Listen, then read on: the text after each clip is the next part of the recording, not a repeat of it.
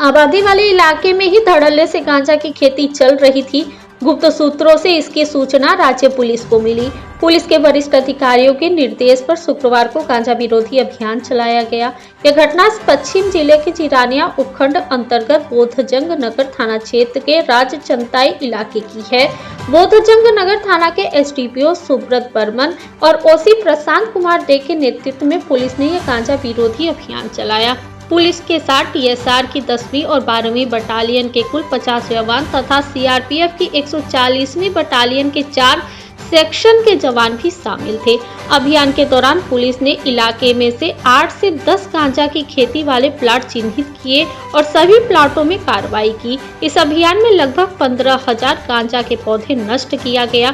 थाना के एसडीपीओ सुब्रत बर्मन ने यह जानकारी की पुष्टि करते हुए बताया कि इस तरह के अभियान आगे भी जारी रहेंगे।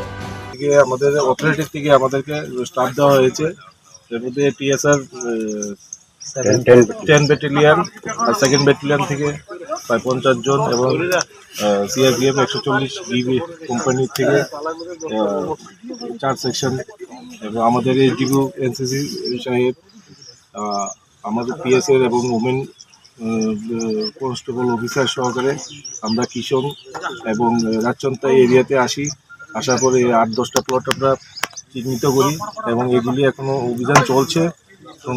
ধ্বংস করা হচ্ছে এবং এগুলো কেটে এগুলোর মধ্যে আগুন লাগিয়ে ধ্বংস করা হচ্ছে এবং এই অভিযান আগামী দিনেও জারি থাকবে।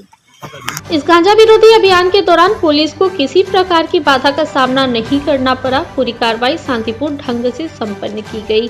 Bureau report fact finder.